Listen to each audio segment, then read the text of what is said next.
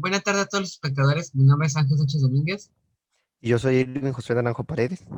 y ambos somos alumnos del Instituto Tecnológico de México, Campus Veracruz, cursando el quinto semestre de la carrera de Ingeniería y Temas Computacionales. Y el día de hoy vamos a responder una serie de definiciones de la materia de sistemas operativos, específicamente de la unidad 4, que es Administración de Entrada y Salida. Así que comencemos. Para la primera pregunta tenemos, ¿es el software que permite que la computadora se comunique con el hardware o dispositivo? Y la respuesta es drivers o controladores. Estos son programas que abstraen el hardware y proporcionan una interfaz para poder utilizar los periféricos conectados a la computadora. Seguramente les ha pasado que conectan un dispositivo o un periférico a su computadora y esta no lo reconoce de primer momento o es necesario descargar un programa de internet. Bueno, esos programas informáticos que descargamos son los drivers o controladores que permiten crear esta conexión entre el sistema operativo y los periféricos. Como pregunta 2 tenemos, ¿qué tipo de dispositivo puede leer o escribir de forma independiente de los demás en cualquier momento?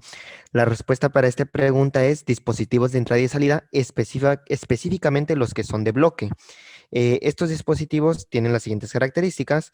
La primera de ellas es que la información se almacena en bloques de tamaño fijo y cada bloque tiene su propia dirección. En cuanto a sus tamaños, los bloques más comunes van de los 128 bytes hasta los 1024 bytes.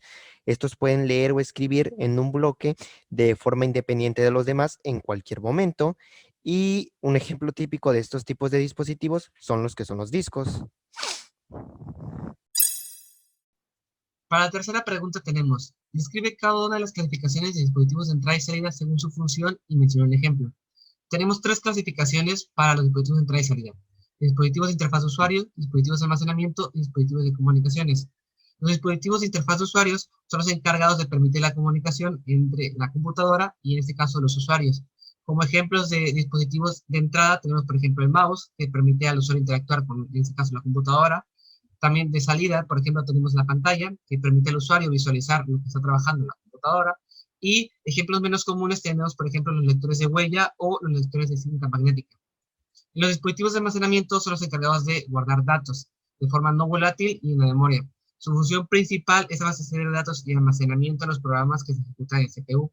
Ejemplos de esto tenemos, por ejemplo, los discos y disquetes. Y por último, los dispositivos de comunicaciones, a diferencia de la primera clasificación, son los encargados de comunicar una computadora con otra. Y ejemplos como estos tenemos, por ejemplo, los modems o para la comunicación de vía de red telefónica tenemos las tarjetas de interfaz de red. Como pregunta 4 tenemos, ¿es la parte del sistema operativo que se ocupa de facilitar el manejo de los dispositivos?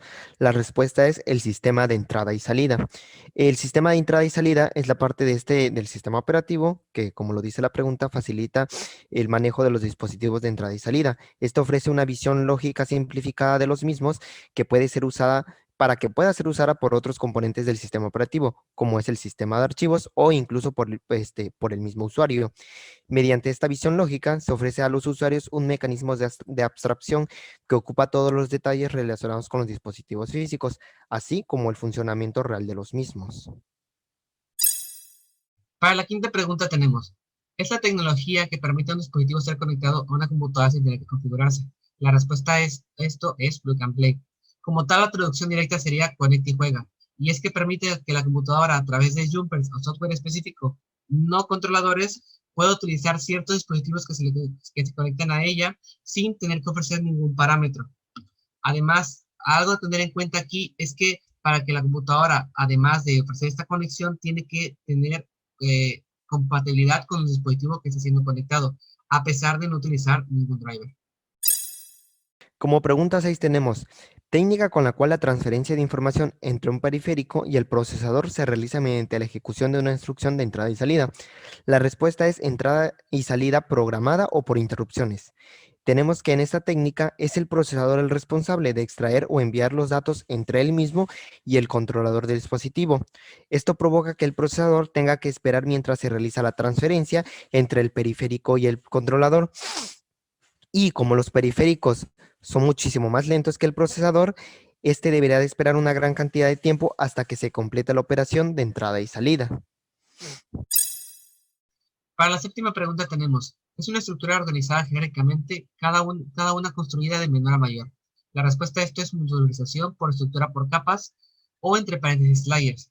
Y es que los sistemas operativos actuales suelen ser muy pesados y rígidos, por lo que es necesario implementar la ingeniería correcta para mantener su actualización y mantenimiento de forma óptima.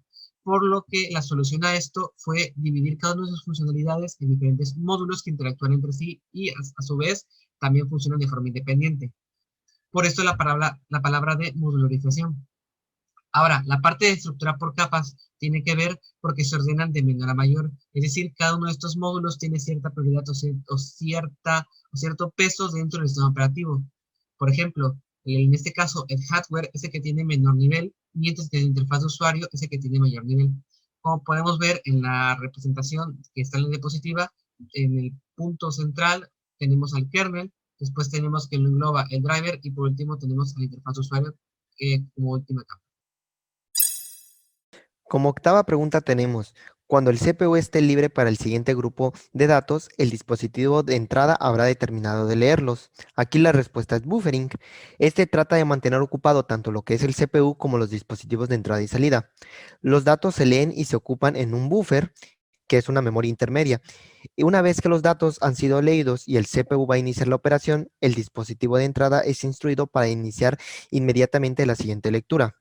El CPU y el dispositivo de entrada permanecen ocupados, y ya cuando el CPU está libre para el siguiente grupo de datos, el dispositivo de entrada habrá terminado de leerlos. Entonces el CPU podrá empezar el siguiente proceso y el dispositivo de entrada iniciará la lectura de los datos. Y en el caso de lo que es la salida, pues los resultados también se descargan en lo que es otro buffer hasta que el dispositivo de salida pueda procesarlos. Y todo esto depende mucho también de lo que es el tamaño de buffer, la velocidad del procesamiento del CPU y del dispositivo como tal de entrada o salida. Para la novena pregunta tenemos, ¿se ideó para liberar al CPU de su trabajo de bajo nivel? Y la respuesta es el acceso directo a memoria, DMA, o en inglés Direct Memory Access. Y es que tanto en la entrada y salida programada como la basada en interrupciones, el CPU es el encargado de la transferencia de datos cuando sabe que hay datos disponibles en el controlador. Por lo que para mejorar la concurrencia, lo que se diseñó o la solución propuesta es que como tal el periférico se encargue de la transferencia de datos y solo manda a llamar al CPU cuando ya haya acabado con la transferencia de dichos datos. A este proceso se le llama como tal, o a esta técnica se le conoce como el acceso directo a memoria. Como pregunta 10 tenemos, ¿es la representación del driver desde el punto de vista del sistema operativo? Y la respuesta es bloque de control del driver, BCD. Como lo dice la propia pregunta, que es la representación del driver desde el punto de vista del sistema operativo y este contiene aquellos parámetros que son susceptibles para ser variados dinámicamente y aquellos que definen el tipo de dispositivo que puede ser atendido por el driver. Para la pregunta opcional de esta unidad, tenemos como primer punto, se coloca una cola prioritaria para ser atendido por el driver al que va dirigido. La respuesta es paquete de petición de entrada y salida o entre paréntesis PES. Y es que cuando un usuario manda a llamar a varios procesos que van a utilizar un mismo driver, lo que hace el sistema operativo es crear un paquete para cada uno de ellos y meterlos en una cola de prioridad. Algunos datos que contienen estos paquetes son como tal la dirección del siguiente paquete que va a ser atendido después que se atienda al que está ejecutando. También se tiene como tal la prioridad del paquete y algunos otros datos adicionales, como en este caso cómo va a ser atendido o qué proceso lo mandó a llamar. Continuando con la pregunta opcional, ahora con el inciso B, nos dice que mencionemos 5 dispositivos de entrada, 5 de salida y 5 de entrada y salida. Para los dispositivos de entrada tenemos el teclado, el mouse, el micrófono, el lector de código de barras y la webcam. Para lo que es los dispositivos de salida tenemos el monitor, las bocinas, el proyector, la impresora y los audífonos. Y por último, para los dispositivos que son de entrada y salida o los dispositivos mixtos, tenemos las impresoras multifuncionales, las pantallas táctiles, los discos duros, los módems y los lector grabador de CD y DVD.